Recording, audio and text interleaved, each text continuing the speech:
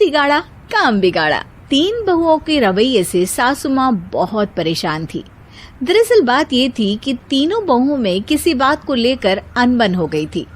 तब से ही तीनों एक दूसरे से मुंह फुलाए रहती थी। ना कोई सीधे मुंह किसी से बात करती, ना किसी का कहना मानती। पड़ोसी भी इस बात को जानते थे और जाने कैसे कैसे बातें भी करते। इसीलिए सासू माँ ने तीनों बहुओं को तुरंत अपने कमरे में बुलाया। मैं कई दिनों से देख रही हूँ, तुम तीनों अलग अलग सारे काम कर रही हो। ये सब नहीं चलेगा, तीनों को मिलकर ही काम करना पड़ेगा। सास की बात सुनकर एकदम से बड़ी बहू बोल उठती है।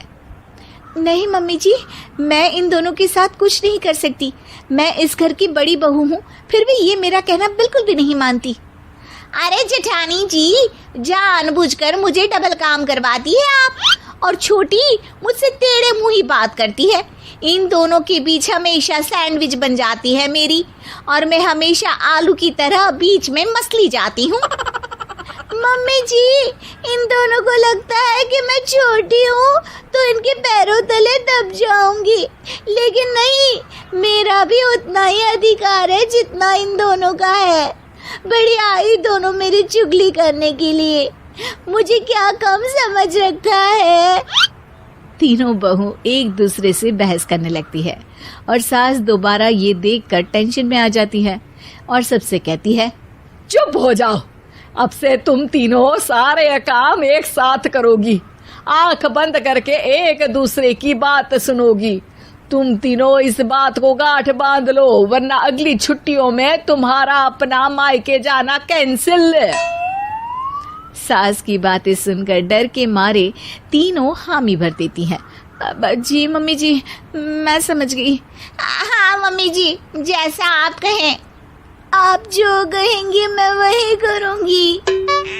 तीनों बहू सास की बात को गांठ बांध लेती है और वादा करती है कि अब से सारे काम वो तीनों एक साथ मिलकर ही करेंगी। ये सब देखकर सास खुश हो जाती है और वहां से चली जाती है। नीचे जाकर वो देखती है कि घर में शर्मा जी आए हुए होते हैं। सास जोर से आवाज लगाकर कहती है, अरे बहू, जरा चाय बनाकर तो लाना, शर्मा जी आए हैं। सास की बात सुनकर तीनों बहू तुरंत किचन की ओर भागती है और चाय बनाना शुरू कर देती है। मुझे तो एकदम मसाले वाली कड़क चाय पसंद है, तो हम शर्मा जी के लिए मसाले वाली चाय ही बनाएंगे। अरे नहीं दीदी, गर्मी के मौसम में मसाला चाय कौन पीता है?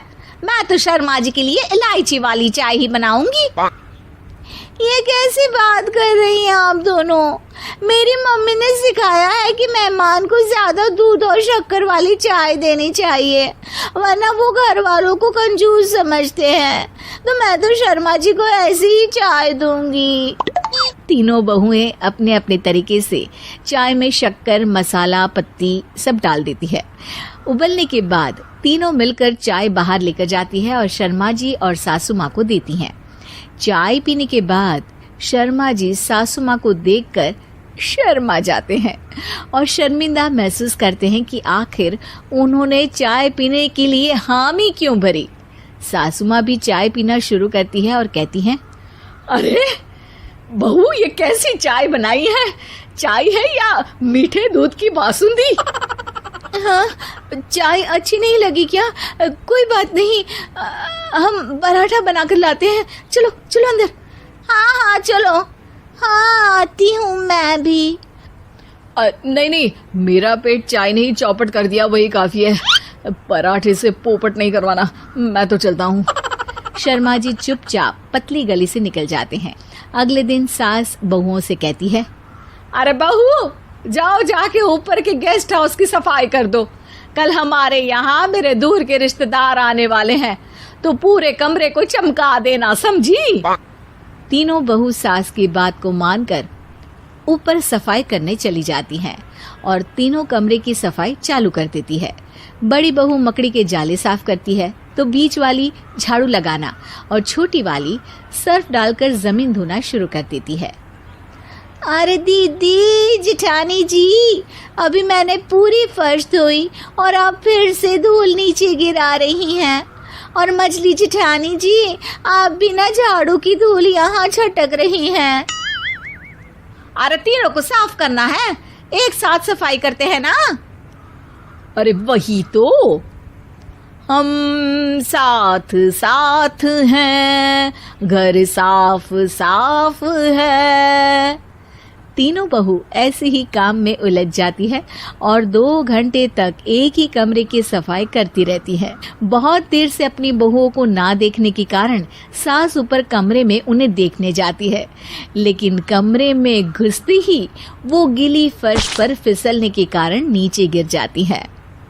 ओरी मोरी मैया, हड्डी मरोड़ के रख दी। आए मेरी तो कमर ही टूट गई रे।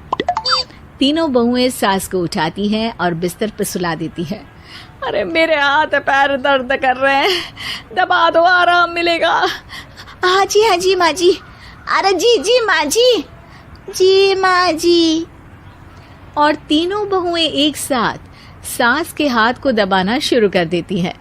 माँ की तो चीख ही निकल जाती है और नतीजा ये होता है कि सास के बचे हुए शरीर में भी दर्द उठ जाता है।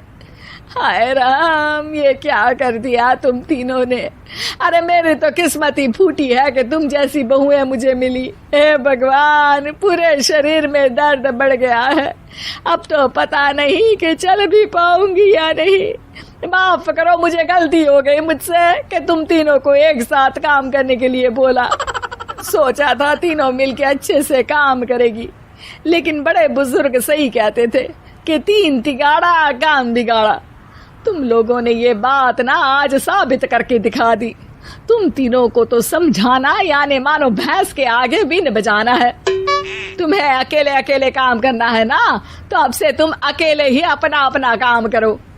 तीनों बहुएं वहां से जाने लगती है। अरे कहाँ जा रही हो? आप ही ने तो कहा कि अपना अपना काम करो, तो मुझे मुल्तानी मिट्टी लगानी है। अरे मुझे भी तो नेल पॉलिश लगानी है, मुझे ना मेहंदी लगानी है। सास अपना सर पीट लेती है और कहती है, अरे मुझे भी लगाना है कुछ। क्या माँ जी? क्या माँ जी? क्या माँ जी? तुम्हारे घर वालों को फोन तुम्हारी हरकतें बताने के लिए।